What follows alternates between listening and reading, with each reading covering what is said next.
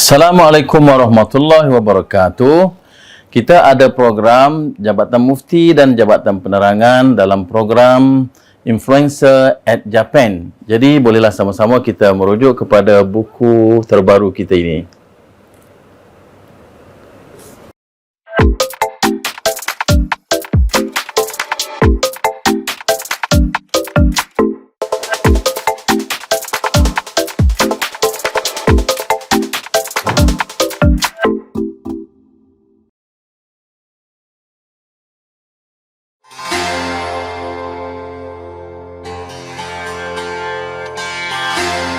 Assalamualaikum warahmatullahi wabarakatuh. Alhamdulillahirabbil alamin. Wassalatu wassalamu ala rasulihil amin wa ala alihi wa sahbihi ajmain. Allahumma salli ala sayyidina Muhammad wa ala ali sayyidina Muhammad. Tuan-tuan, puan-puan sekalian, alhamdulillah, syukur kita kepada Allah. Ramadan sedang menghampiri kita. Syukur kepada Allah Subhanahu wa taala, kita akan bakal menyambut bulan Ramadan. Alhamdulillah, Allah menyatakan kutiba alaikumus shiyam kama kutiba alal ladzina min qablikum la'allakum tattaqun. Ahlan wa sahlan ya Ramadan. Allah menyatakan kepada kita, kami yakni Allah memfardukan kepada kamu dengan berpuasa di bulan Ramadan. Mudah-mudahan dengan itu kamu akan menjadi insan yang bertakwa. Baik, alhamdulillah, saban tahun kita berpuasa.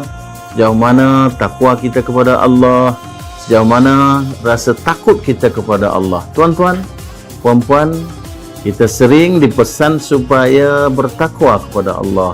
Nombor satu, apa sebenarnya maksudnya takwa kepada Allah?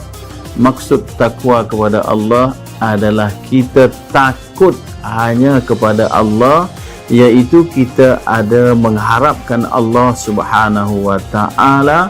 Seterusnya kita perlu ada rasa gerun kepada Allah Subhanahu wa taala. Ya baik, Ramadan sebenarnya satu madrasah yang mana Allah mahu supaya jantung kita ini, dada kita ini diisi dengan takut kepada Allah. Sebenarnya kenapa dan bagaimana takut itu boleh lahir dalam hati kita? Bagaimana?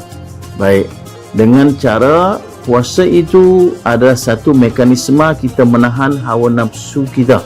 Adakah orang melihat kita berpuasa ataupun tidak ada, kita tetap dengan rukun, dengan syarat, kita tetap dengan puasa kita, ya, walaupun tidak ada mereka yang memantau kita. Jadi kita hanya takut kepada Allah. Walhal boleh-boleh saja kalau kita tidak meneruskan puasa kita kerana tidak ada orang yang melihatnya. Tetapi dengan takwa kita kepada Allah, kita teruskan puasa kita tanpa dipantau oleh orang lain. Baik, jadi sudah tentu bertambahlah takwa kita. Yang keduanya, sebenarnya kalau kita perhatikan, takwa itu adalah satu rasa yang ada dalam dada, ada dalam diri kita ini, yang mana rasa itu menjadikan kita pertamanya kita akan diampunkan oleh Allah Subhanahu wa taala. Ya, dalam kitab kita menyatakan bahawa orang yang takwa kepada Allah, orang yang diampunkan oleh Allah. Baik, yang keduanya, dengan rasa takwa ini sebenarnya akan bertambahlah ilmu pengetahuan kita, kerana kita mungkin terdorong untuk belajar. Ya, di bulan puasa ini banyak kelas-kelas ilmu, banyak tadarus. Jadi secara otomatisnya ittaqullah wa yu'allimukumullah. Nescaya kalau kamu takut kepada Allah, akan bertambahlah ya ilmumu. Dan yang seterusnya, sebenarnya sebab amalan yang diterima oleh Allah adalah takwa kita. Amalan yang kosong daripada takwa, amalan yang tidak diterima. Sebab itulah khatib kita saban Jumaat berpesan, ittaqullah haqqa tuqatih. Takutlah kamu kepada Allah dengan sebenar-benar takut. Ya, khatib berpesan takut kita hanya kepada Allah, tidak yang selain daripada itu. Baik, yang seterusnya, takwa ini menjadikan kita mudah berurusan. Takwa ini menjadikan kita berurusan dengan mudah kerana diberi petunjuk oleh Allah. Baik, Ustaz petikkan satu ayat Al-Quran. Kata Allah, wa may yattaqillaha yaj'al lahu makhraja. Jadi siapa yang takut kepada Allah, maka nanti Allah mudahkan urusannya dengan cara memberi kepadanya jalan keluar, ya, jalan penyelesaian, idea untuk menjadikan sesuatu itu lebih mudah. Baik. Dan yang paling istimewa sebagai manusia yang sentiasa mengharapkan redha Allah dan mengharapkan rezeki yang banyak, Allah menyatakan ayat yang tadi juga, wa may yattaqillaha yaj'al lahu makhraja wa yarzuqhu min haitsu la yahtasib. Sebenarnya sambungan kepada ayat ini adalah, dan Allah akan menjadikan untuk orang yang takut kepada Allah itu satu rezeki yang kadang-kala tak diterfikir pun olehnya, dia akan memperolehi rezeki itu. Baik.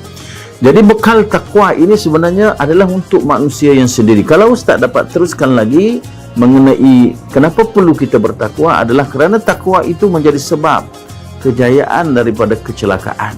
Ya. Contoh, oleh kerana kita takut kepada Allah, kita tidak melakukan kezaliman. Bila kita tidak melakukan kezaliman, dia melepaskan kita daripada kezaliman orang lain. Jadi begitu ya. Ini kita petik dalam banyak-banyak kitab yang menyatakan begitu. Seterusnya, sebenarnya takwa itu dapat menjadikan kita teguh dalam kehidupan di dunia ini. Kita menjadi seorang yang kuat semangat, kita menjadi seorang yang teguh hatinya. Baik. Kalau kita nak petik dalam surah Yusuf, firman Allah bermaksud, dan demikianlah caranya kami tetapkan kedudukan Yusuf memegang kuasa di Mesir. Ia bebas tinggal di negeri itu dan di mana sahaja yang disukainya. Kami limpahkan rahmat kepada sesiapa sahaja yang kami kehendaki, dan kami tidak menghilangkan balasan baik bagi orang-orang yang berbuat kebaikan, dan sesungguhnya pahala hari akhirat lebih baik bagi orang-orang yang beriman dan serta mereka yang sentiasa bertakwa kepada Allah. Baik. Dan seterusnya, sebenarnya dalam kehidupan ini kita mengharapkan barakah kepada Allah. Barakah sebenarnya bermaksud pertambahan rezekinya, pertambahan ilmunya, pertambahan kecintaan ummah orang kepada kita dan sebagainya. Jadi formulanya tidak lain, kita mesti tingkatkan ketakwaan kepada Allah. Baik, bulan Ramadan ini menjadi satu sekolah, satu tempat kita mendidik diri kita untuk mencapai takwa kepada Allah Subhanahu wa taala. Ustaz, ulankan sekali lagi firman Allah dalam surah Al-Baqarah ayat 183, kutiba alaikumus shiyamu kama kutiba alal ladzina min qablikum la'allakum tattaqun. Difardukan kepada kamu di bulan puasa ini supaya dengan puasa itu menjadi kalah kamu orang yang bertakwa dan takut kepada Allah Subhanahu wa taala. Wallahu a'lam. Wassalamualaikum warahmatullahi wabarakatuh.